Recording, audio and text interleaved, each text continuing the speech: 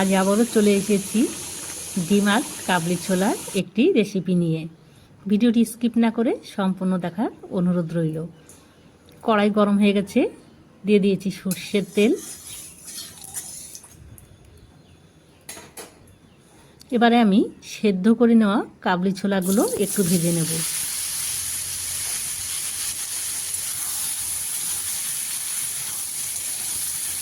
Just 2 মিনিটের মতো ভেজে নিতে হবে। এবার উপর থেকে অল্প পরিমাণ হলুদ ছড়িয়ে দিচ্ছি।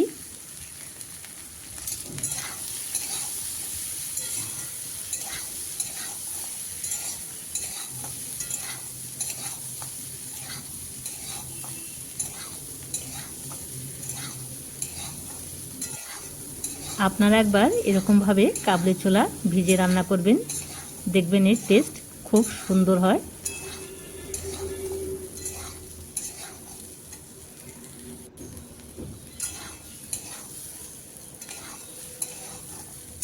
ভেজে রান্না করলে কাবলি ছোলাতে সেদ্ধ গন্ধটা থাকে না। ছোলাগুলো ভেজে নিয়েছি, এবার নামিয়ে নেব। কড়াইতে আবারও তেল দিয়ে দিয়েছি। এবার দিয়ে দিচ্ছি সামান্য পরিমাণ হলুদ গুঁড়ো আর সামান্য একটু লবণ। এবার আমি সেদ্ধ করে রাখা ডিমগুলো ভেজে নেব।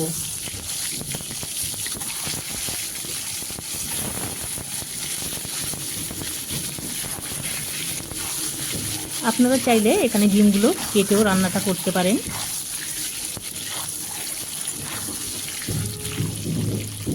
ডিম কেটে রান্না করলে কিন্তু টেস্টটা বেশি ভালো আসবে। ডিমগুলো খুব ভালোভাবে ভেজে নিয়েছি, এবার তুলে নিচ্ছি।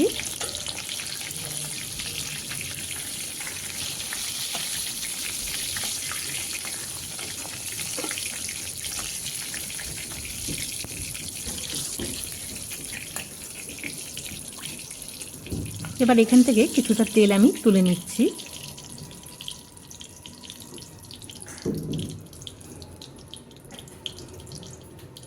এবারে কিছু মশলা ভেজে নেব। দিয়ে দিয়েছি কয়েক কোয়া রসুন, 2টো পেঁয়াজ কুচি, বড় সাইজের 2টো পেঁয়াজ নিয়েছি, যেহেতু আমি এখানে 1/2 কিলো কাবলি ছোলা রান্না করব। দিয়ে দিচ্ছি বড় সাইজের একটা টমেটো। এই মশলাগুলো এবার আমি খুব ভালোভাবে ভেজে নেব।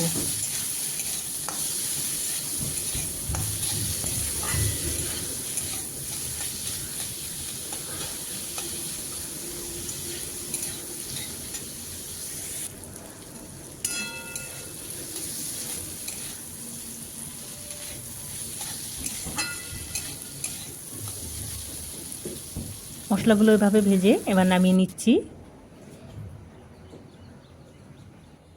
যে তেলটুকু আমি তুলে রেখেছিলাম সেই তেলটুকু এখানে দিয়ে দিচ্ছি। বাকি আর কোনো তেল আমি ব্যবহার করব না, যেহেতু ডিমে পেঁয়াজ ভাজা মশলাতে তেল দেওয়া আছে। ফোড়ন হয়ে গেছে। এবার আমি ভাজা মশলার যে একটা পেস্ট বানিয়ে রেখেছিলাম সেই মশলার পেস্টগুলো দিয়ে দিচ্ছি।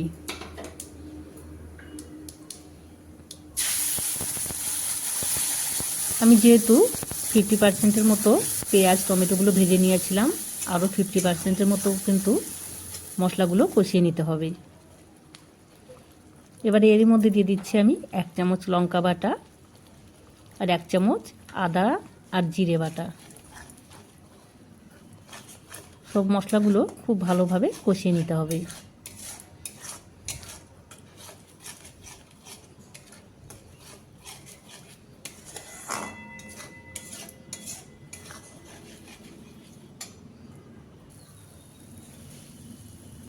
এবার এর মধ্যে দিয়ে দেব পরিমাণ মতো লবণ আর পরিমাণ মতো হলুদের গুঁড়ো।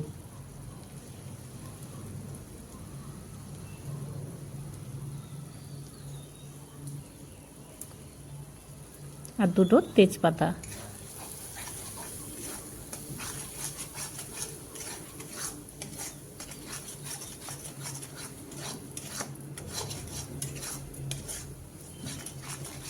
মশলাগুলো নিচ থেকে লেগে যাচ্ছে, তার জন্য আমি এখানে দিয়ে দেব অল্প পরিমাণ গরম জল।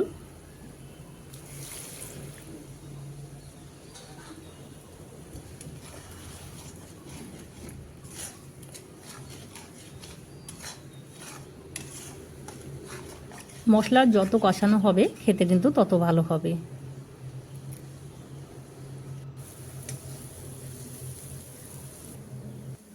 মশলা খুব ভালোভাবে কষিয়ে নিয়েছি, অর্ধেকটা হয়ে গেছে কিন্তু মশলা। এবার দিয়ে দিচ্ছি ভেজে রাখা ডিম আর ভেজে রাখা ছোলাগুলো। ছোলার ডিম আমি আরও 5 মিনিট মশলার সঙ্গে মিশিয়ে নেব। মশলার সঙ্গে খুব ভালোভাবে মিশিয়ে নিতে হবে।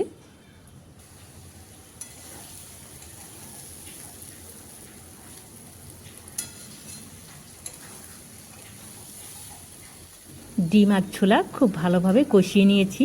এবার ঝোলের জন্য দিয়ে দেবো অল্প পরিমাণ জল। এখানে আমি ছোলাটা সেদ্ধ করে যে জলটা ছিল সেই জলটা ব্যবহার করছি। আপনারা চাইলে গরম জলও ব্যবহার করতে পারেন।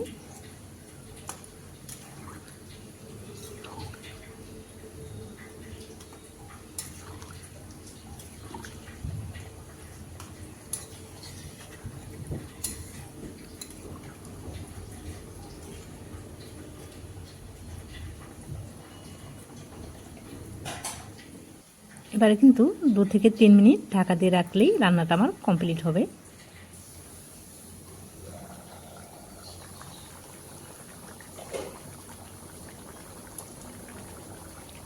দিয়ে দিচ্ছি গরম মশলা বাটা।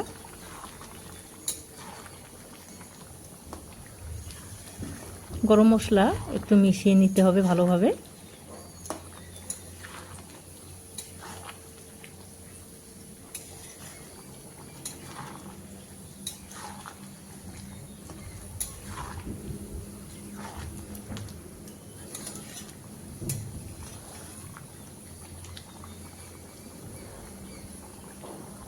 আপনারা বাড়িতে একবার এভাবে ট্রাই করবেন। রান্নাটা আমার কমপ্লিট।